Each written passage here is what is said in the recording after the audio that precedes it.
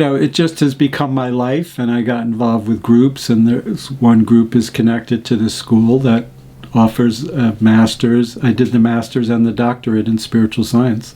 It's in California. It's called It's called Peace Theological Seminary and College of Philosophy. I took the master, even though the school's there, I did the master's class in Columbia, Maryland, which is outside of Washington, D.C., and the doctorate I did in New York City. So they're in both of them. Okay. I think the class started out with about 70 people. By the end, it was about half as much.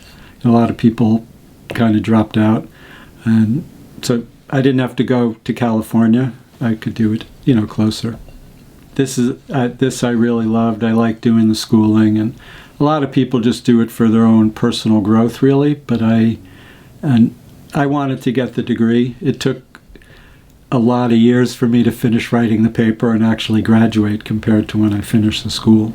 My degrees are right behind me. I could look and see. Well, no, yes, they have the dates on there. So not that long ago, and I was finished schooling around the time my daughter was born, and I thought I would be writing the paper right away. And for a while, I did sit down once a week and focus on writing and researching.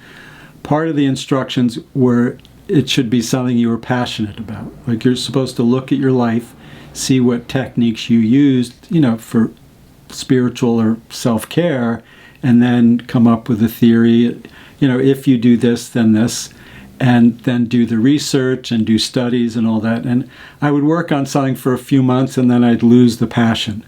When I realized I needed to work through that part, even, if I wanted to get done, it wasn't not going to be, for 2 years, which is about how long it took to write the paper, that I was going to feel passionate about it all the time. So I just decided to, keep my butt on the chair and keep writing and keep going. So I decided to, every morning I would work for a half an hour, sometimes more. You have to go through all your notes and there's a lot of stuff from class, and come up with the idea and see how it pertained to your life, and do a lot of I did more research than most people, but I wanted it to be very scientific. I didn't want it to just be, a lot of spiritual things are how you feel or your experience. I wanted to validate it with other people's experience, and in some cases actuals, there's one, I did it about a breathing exercise, and I was very excited. I found this study, and it was done by Harvard Medical School, where they did a study on mindfulness. So basically for 8 weeks, people did 20 minutes of mindfulness breathing meditation, and, there was a control group. I mean, it was a really, real scientific, really formal science experiment. And but they took MRIs before and after for the group that did the meditation and the group that didn't, and it showed the white matter in the people's brains grew. And the white matter doesn't grow like this, but it becomes denser.